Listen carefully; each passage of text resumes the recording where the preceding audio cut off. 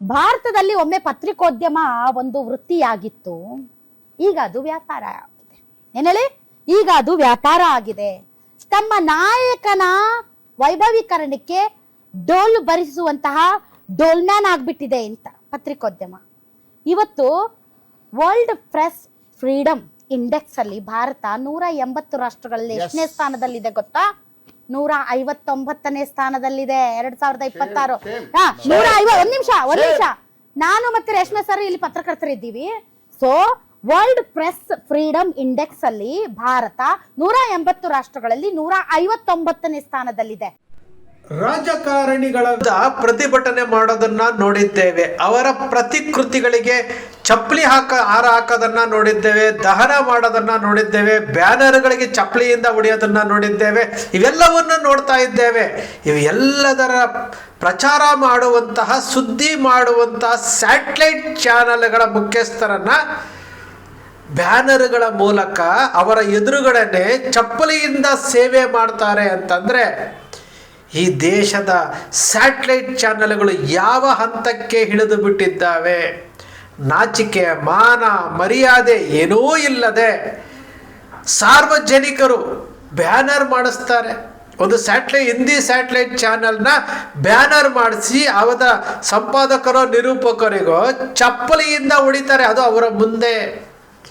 Satellite ಚಾನೆಲ್ಗಳು logo ನೋಡಿದ ತಕ್ಷಣ ನಡೀರಿ ಅಂತ ವಾಪಸ್ ಕಳಿಸ್ತಾರೆ. ಸ್ಯಾಟಲೈಟ್ ಚಾನೆಲ್ಗಳಿಗೆ ಚೀಮಾರಿ ಹಾಕ್ತಾರೆ.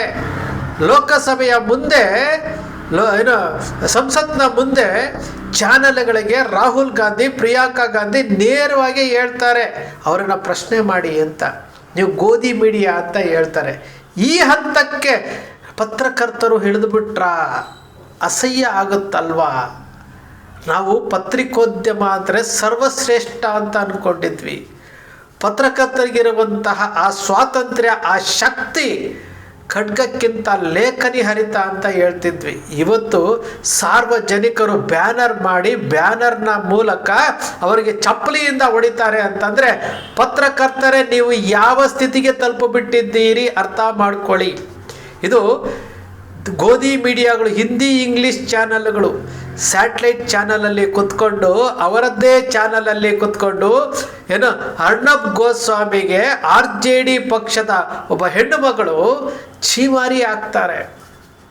ಇದು ಇವತ್ತಿನ ಸ್ಯಾಟಲೈಟ್ ಚಾನಲ್ಗಳ ಅತ್ಯಂತ ಹೀನಾಯಕರ ಪರಿಸ್ಥಿತಿಗೆ ಹೋಗಿರುವಂಥದ್ದು. ರಿಪಬ್ಲಿಕ್ ಟಿವಿನಲ್ಲಿ ಕುತ್ಕೊಂಡು RJDಯ ಒಬ್ಬ ಹೆಣ್ಣು ಮಗಳು ಅರ್ಣಬ್ ಗೋಸ್ವಾಮಿಗೆ ಗೇಲಿ ಮಾಡ್ತಾಳೆ ಅಂತಂದರೆ ಈ ಹಂತಕ್ಕೆ, ಈ ಕೆಳ ಹಂತಕ್ಕೆ ಪತ್ರಕರ್ತರು ಹೋಗಿರುವಂಥದ್ದು. ನಮ್ಮ ಕನ್ನಡದ ಚಾನಲ್ಗಳು ಏನು ಹೊರತಾಗಿಲ್ಲ ರೀ. ಈಗೀಗ ಕೆಲವರು ಎಚ್ಚೆತ್ಕೊಂಡು ಬಿಟ್ಟಿದ್ದಾರೆ. ಗ್ಯಾರಂಟಿ ಚಾನಲ್ ಬಂದ ಮೇಲೆ ಕೆಲವರು ಎಚ್ಚೆತ್ಕೊಂಡಿದ್ದಾರೆ. ರಾಧಕ್ಕ ನೇರವಾಗಿ ಪ್ರಶ್ನೆಗಳನ್ನು ಕೇಳ್ತಾ ಇದ್ದಾರೆ, ಖಂಡಿಸ್ತಾ ಇದ್ದಾರೆ. ಇದೆಲ್ಲವನ್ನ ನೋಡಿದ ನಂತರ ಬೇರೆ ಚಾನಲ್ಗಳು ಸಹ ಎಚ್ಚೆತ್ಕೊಂಡಿರುವಂಥದ್ದು. ಆಗಾಗ ನಮ್ಮ ಪಬ್ಲಿಕ್ ಟಿವಿಯ ರಂಗಣ್ಣವರು ಮಾತನಾಡ್ತಾ ಇದ್ದಾರೆ, ಆಗಾಗ ನಮ್ಮ ಅಜಿತ್ ಹನುಮಕ್ನವರು ಮಾತನಾಡ್ತಾ ಇದ್ದಾರೆ. ಬೇರೆ ಯಾರೂ ನಮಗೆ ಕಾಣ್ತಾ ಇಲ್ಲ. ಇದು ಪತ್ರಕರ್ತರು ಪತ್ರಿಕೋದ್ಯಮದಲ್ಲಿ, ಪರಮ ಪವಿತ್ರವಾದಂತಹ ಪತ್ರಿಕೋದ್ಯಮದಲ್ಲಿ ತೊಡಗಿಸ್ಕೊಂಡಿರುವಂತಹ ಎಲ್ಲ ಪತ್ರಕರ್ತರು ತಲೆ ತಗ್ಗಿಸುವಂತಹ ವಿಚಾರ. ಒಂದು ಸ್ಯಾಟಲೈಟ್ ಚಾನಲ್ನ ವರದಿಗಾರರ ಫೋಟೋ ಹಾಕಿ ಚಪ್ಪಲಿ ತಗೊಂಡು ಹೊಡಿತಾರೆ ಅಂತಂದರೆ ಆ ಪತ್ರಿಕೋದ್ಯಮಕ್ಕೆ ಅಪಮಾನ ಮಾಡ್ತಾ ಇರುವಂಥದ್ದು. ಚಪ್ಪಲಿ ತಗೊಂಡು ಹೊಡೆದಿರೋದು ಯಾವುದೇ ರಾಜಕಾರಣಿ ಅಲ್ಲ. ಹಿಂದೆ ರಮೇಶ್ ಕುಮಾರ್ ಅವರು ಒಂದು ಚಾನಲ್ನ ಕಚೇರಿ ಒಳಗಡೆ ನುಗ್ಗಿ ಕಾಲಲ್ಲಿರುವುದನ್ನು ಕೈಗೆತ್ಕೊಂಡಿದ್ರು, ನಾವು ನೋಡಿದ್ದೇವೆ. ನಮಗೆ ಶಾರ್ಟ್ ಮೆಮೊರಿ. ನಮ್ಮ ಕುಮಾರಣ್ಣವರು ಒಂದು ಸುವರ್ಣ ವಾಹಿನಿಯ ಲೋಗವನ್ನು ತೆಗೆದುಕೊಂಡು ನೀವು ನಮ್ಮ ಸುದ್ದಿಗೋಷ್ಠಿಗೆ ಬರಬೇಡಿ, ನಾನು ನಿಮ್ಮ ಚಾನಲ್ಗೆ ಬರಲ್ಲ ಅಂತ ಹೇಳಿದ್ದನ್ನು ನಾವು ನೋಡಿದ್ದೇವೆ. ಚೀಮಾರಿ ಹಾಕಿದ್ದನ್ನು ನೋಡಿದ್ದೇವೆ. ಸೌಮ್ಯ ರೆಡ್ಡಿ ಅವರು ಹೇಳ್ತಾರೆ, ನೀವು ಲಂಚ ತಗೊಂಡ್ಲಿಲ್ಲ ಅನ್ನೋದು ನಿಮ್ಮ ತಾಯಿಯ ಮೇಲೆ ಆಣೆ ಮಾಡಿ ಹೇಳಿ ಅಂತ ಪತ್ರಕರ್ತರಿಗೆ ಹೇಳ್ತಾರೆ. ರಮೇಶ್ ಜಾರಕಿಹೊಳಿ ಅವರು ಬಳಸಿದ್ದಂತಹ ಪದಕ್ಕೆ ಬಾಯ್ಕಾಟ್ ರಮೇಶ್ ಜಾರಕಿಹೊಳಿ ಅಂತ ಹೇಳಿದ್ರು ಮತ್ತದೇ ಬಾಯ್ಕಾಟನ್ನು ತೆಗಿತಾರೆ. ದರ್ಶನ್ನಿಂದ, ಶಿವರಾಜ್ ಕುಮಾರಿಂದ, ಸುದೀಪಿಂದ ಹಿಡಿದು ಪ್ರತಿಯೊಬ್ಬರು, ರವಿಚಂದ್ರನ್ನು ನೀವು ನಮ್ಮ ಮನೆ ಫಂಕ್ಷನ್ಗೆ ಬರಬೇಡಿ ಅಂತ ಹೇಳ್ತಾರೆ. ಪ್ರತಿ ಒಂದು ಕ್ಷೇತ್ರದಲ್ಲಿರುವವರು ಪತ್ರಕರ್ತರನ್ನು ಯಾವ ಹಂತದಲ್ಲಿ ನೋಡ್ತಾ ಇದ್ದಾರೆ ಅಂತಂದರೆ, ನೀವು ನಾಲಾಯಕ್ಕು ಅನ್ನೋ ಪರಿಸ್ಥಿತಿ ನೋಡ್ತಾ ಇದ್ದಾರೆ. ಪತ್ರಿಕೋದ್ಯಮವನ್ನು ನಾಜೂಕಿನಿಂದ ಬಳಸ್ಕೊಂಡು ಕೆಲವರು ಮಾತ್ರ ಹೈಜಾಕ್ ಮಾಡಿಕೊಂಡು ಲಾಭ ಮಾಡ್ಕೊಳ್ತಾ ಇದ್ದಾರೆ ಹೊರತು ಇವರು ಯಾರಿಗೂ ಸಹ ಈ ದೇಶದ ಬಗ್ಗೆ, ಈ ದೇಶದಲ್ಲಿ ಪ್ರಜಾಪ್ರಭುತ್ವವನ್ನು ಉಳಿಸ್ಬೇಕು, ಸಂವಿಧಾನವನ್ನು ಉಳಿಸ್ಬೇಕು ಅಂತ ಅನ್ನಿಸ್ತಾ ಇಲ್ಲ. ಕನ್ನಡದ ಸ್ಯಾಟಲೈಟ್ ಚಾನೆಲ್ಗಳನ್ನು ಪರಿಸ್ಥಿತಿ ನೋಡ್ರಿ. ಇವತ್ತು ಕನ್ನಡದ ಸ್ಯಾಟಲೈಟ್ ಚಾನೆಲ್ಗಳ ಪರಿಸ್ಥಿತಿ ಯಾವ ಹಂತಕ್ಕೆ ಹೋಗಿದೆ ಅಂತಂದರೆ, ಅವರಿಗೆ ರಾಜಕೀಯ ಪಕ್ಷಗಳನ್ನು ಓಲೈಕೆ ಮಾಡ್ಕೊಳ್ಳೋದೇ ಒಂದು ದೊಡ್ಡದಾದಂತಹ ಕೆಲಸ ಆಗೋಗಿದೆ. ಅವರಿಗೆ ಪ್ರಜಾಪ್ರಭುತ್ವ ಬೇಕಾಗಿಲ್ಲ, ಅವರಿಗೆ ಸಂವಿಧಾನ ಬೇಕಾಗಿಲ್ಲ, ಸಂವಿಧಾನ ಕೊಟ್ಟಿರುವಂಥ ಹಕ್ಕುಗಳನ್ನು ಬಳಸ್ಕೊಂಡು ಜನರ ಧ್ವನಿ ಆಗಬೇಕು ಅನ್ನೋದು ಬೇಕಾಗಿಲ್ಲ. ನನಗೆ ಆಗಾಗ ಖುಷಿ ಆಗ್ತಾ ಇರ್ತದೆ. ಏನಪ್ಪ ಅಂತಂದರೆ, ಪಬ್ಲಿಕ್ ಟಿವಿಯ ರಂಗಣ್ಣ ಆಗಾಗ ಕೇಂದ್ರ ಸರ್ಕಾರವನ್ನು ಪ್ರಶ್ನೆ ಮಾಡ್ತಾ ಇರುವಂಥದ್ದು ನೋಡಿದಾಗ ಖುಷಿ ಆಗುತ್ತೆ. ಅದೇ ರೀತಿ ಬೇರೆ ಬೇರೆಯವ್ರು ಖುಷಿ ಮಾಡಿದಾಗ ನಮ್ಮ ಗ್ಯಾರಂಟಿ ನ್ಯೂಸ್ನ ರಾಧಕ್ಕ ಅವರಂತೂ ನಿರಂತರವಾಗಿ ಹೇಳ್ತಾ ಇದ್ದಾರೆ, ಬಿಡಿ ನಿಜವಾಗ ಅಂಥವರು ಪತ್ರಿಕೋದ್ಯಮಕ್ಕೆ ಬೇಕು ಅನ್ನೋದು. ಅಂಥವರು ನೇರವಾಗಿ ಮಾತನಾಡುವಂಥವರು ಬೇಕಾಗಿರುವುದು, ಪತ್ರಿಕೋದ್ಯಮಕ್ಕೆ ಬೇಕಾಗಿರುವುದು ಇಂಥವರೇ ಹೊರತು ಬ್ಯಾನರಲ್ಲಿ ಫೋಟೋ ಹಾಕಿಸ್ಕೊಂಡು ಸಾರ್ವಜನಿಕರು ಚಪ್ಪಲಿಯಿಂದ ಹೊಡಿತಾರೆ ಅಂತಂದರೆ ಅಲ್ಲಿಗೆ ಈ ಪತ್ರಿಕೋದ್ಯಮ ಯಾವ ಹಂತಕ್ಕೆ ಹೋಗಿದೆ, ಅದಕ್ಕೆ ಮೂಲ ಕಾರಣ ಯಾರು?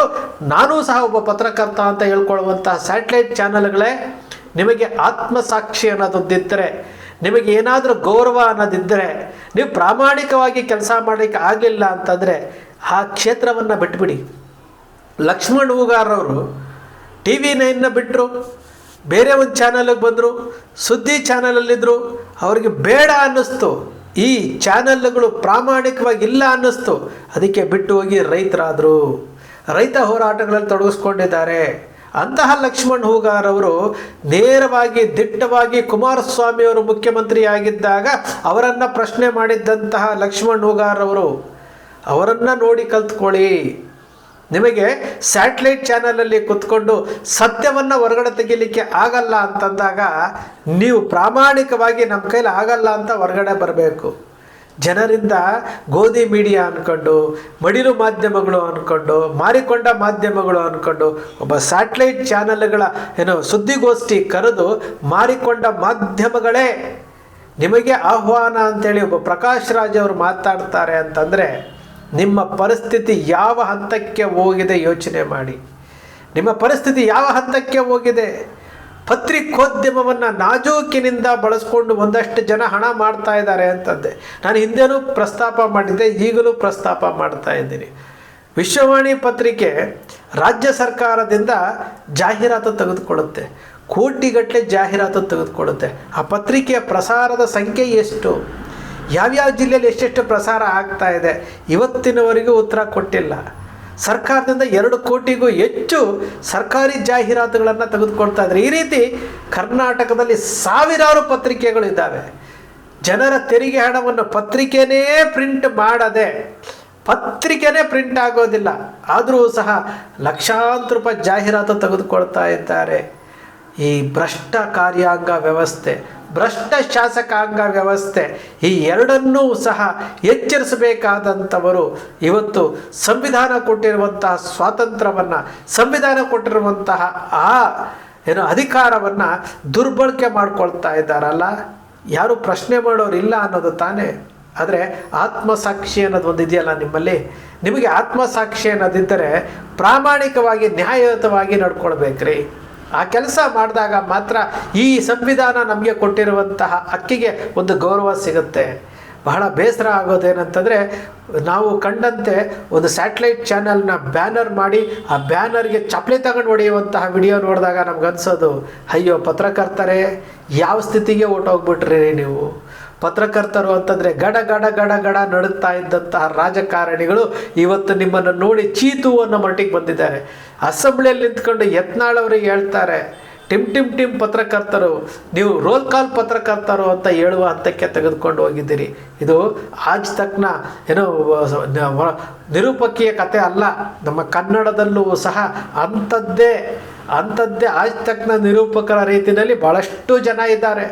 ಅವರಿಗೆ ಆತ್ಮ ಗೌರವನೂ ಇಲ್ಲ, ಆತ್ಮ ಸಾಕ್ಷಿನೂ ಇಲ್ಲ.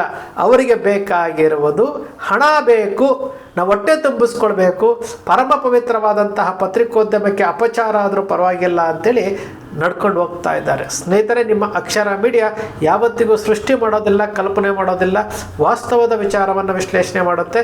ನಿಮ್ಮ ಅಕ್ಷರ ಮೀಡಿಯಾದ ವಿಶ್ಲೇಷಣೆ ನಿಮ್ಗೆ ಇಷ್ಟ ಆಯಿತು ಅಂದರೆ ಸಬ್ಸ್ಕ್ರೈಬ್ ಆಗಲಿಲ್ಲ ಅಂದರೆ ಸಬ್ಸ್ಕ್ರೈಬ್ ಮಾಡ್ಕೊಳ್ಳಿ, ಪಕ್ಕದಲ್ಲಿ ಕಾಣುವಂಥ ಬೆಲ್ ಐಕಾನ್ ಪ್ರೆಸ್ ಮಾಡಿ, ಶೇರ್ ಮಾಡಿ, ಪ್ರೋತ್ಸಾಹ ನೀಡಿ.